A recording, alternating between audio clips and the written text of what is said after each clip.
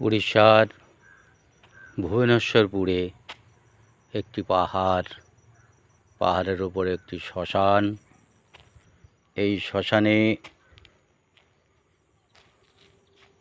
উড়িষ্যার মানুষেরা যারা চুল্লিতে নিতে পারে না তারা এখানে দাহ করে থাকেন।